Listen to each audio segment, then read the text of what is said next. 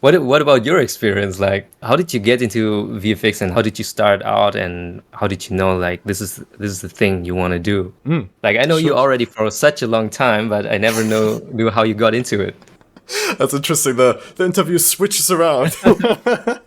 So yeah, basically, I had a really good friend group in my school years, and we just like we started making movies, like little videos together, and especially my friend Yanis, he started learning After Effects because I was kind of like how we did things in the beginning. I was always writing scripts and directing, and Yeah, so you sometimes you were the camera. creative one, so No, he was also really creative, but we had different skills. Yeah, he was actually doing all the editing in the beginning.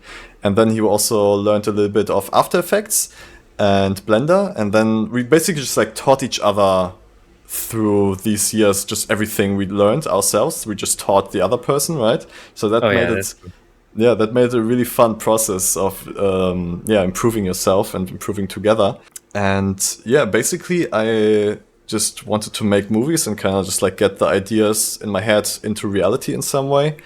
And because of that, I also then learned Blender and HitFilm for visual effects in the beginning because I just needed those things for my movies. So yeah, I started using HitFilm because I wanted to make a movie where I was piloting a huge robot, right? So I needed to learn Blender and HitFilm to like make that, and so I did. And then I never really intended into getting like full-time VFX in 3D. It was more like a big demand for that, right? Like people saw I was like getting good at it, and so they asked me Oh, if I could do it for them too. So yeah, it just became more and more of my career, even though my real focus is just filmmaking and storytelling and just creating experiences for other people. Like that's really my core, I would say. yes, I think that's the core of every creative guy.